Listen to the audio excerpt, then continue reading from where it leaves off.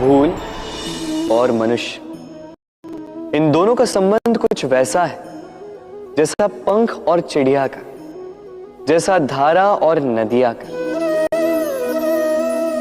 यदि भूल मनुष्य के स्वभाव का इतना महत्वपूर्ण अंग है तो आप सोचिए, इस पर लज्जा क्यों?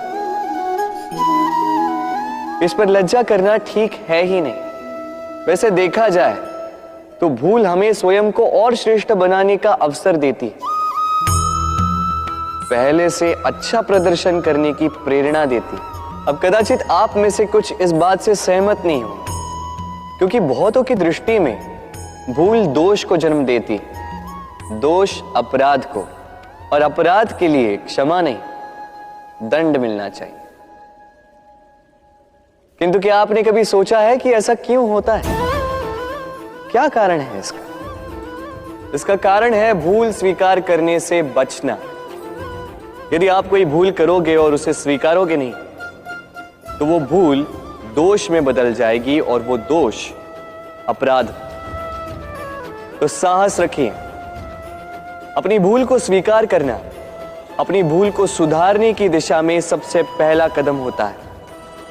और स्मरण रखिएगा, यदि कुछ अपराध है तो वो है समय पे अपनी भूल ना स्वीकार।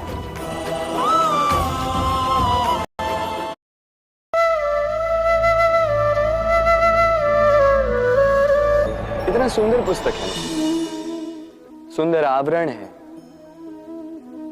सजाए हुए पृष्ठ है,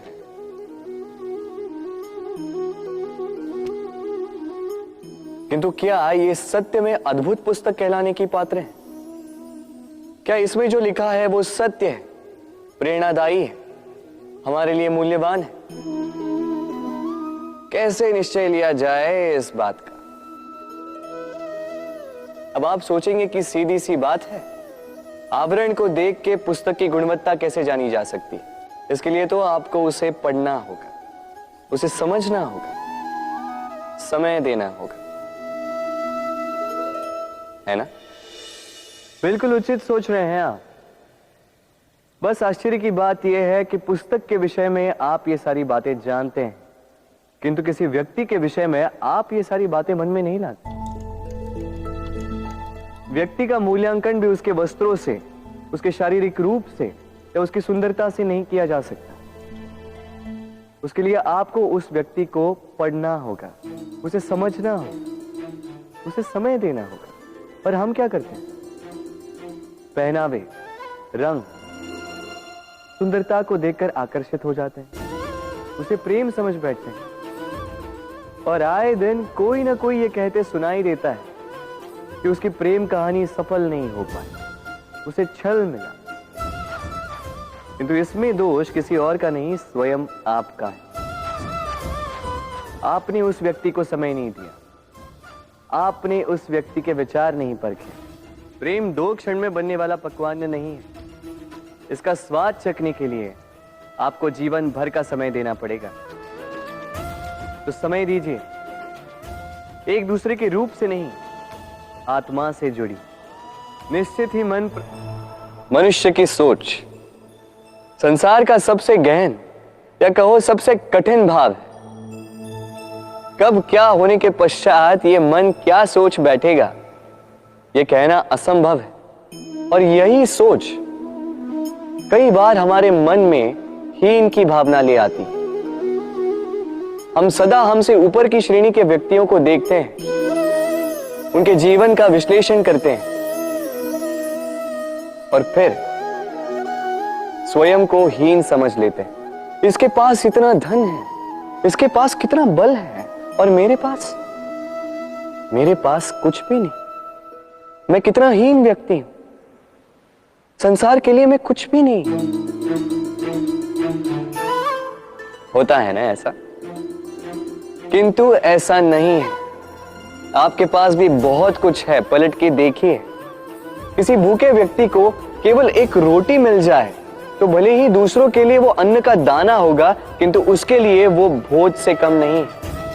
इसलिए जब भी मन में हीन भावना जागे, अपनों की ओर देखिए, उनकी ओर पलटिए।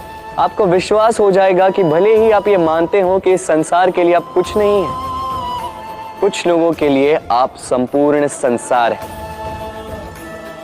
तो जो आपका संसार है उसमें प्रसन्न रहना सीखिए।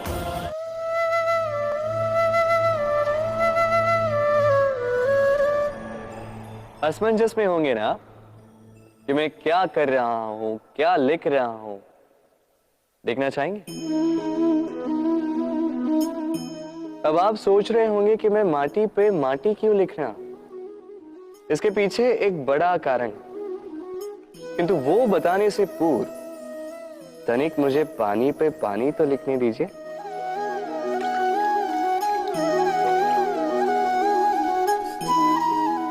क्या हुआ? जो मैंने लिखा वो दिखाई क्यों नहीं दे रहा? तो ये रहा आपके पहले प्रश्न का उत्तर। माटी पर माटी लिखना कितना सरल है, उतना ही कठिन है पानी पर पानी लिखना।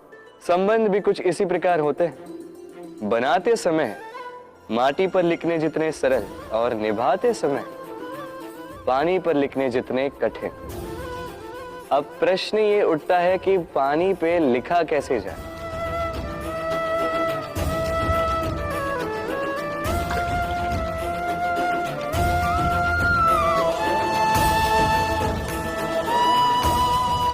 इस प्रकार ये पाषाण जल की सतह से होते हुए जल में समा गए। ठीक इसी प्रकार हमें संबंधों को भी निभाना है। इस पाषाण की भांति निष्ठा से गहराई में जाओ, संबंध कभी नहीं बिखरेंगे। राधे राधे।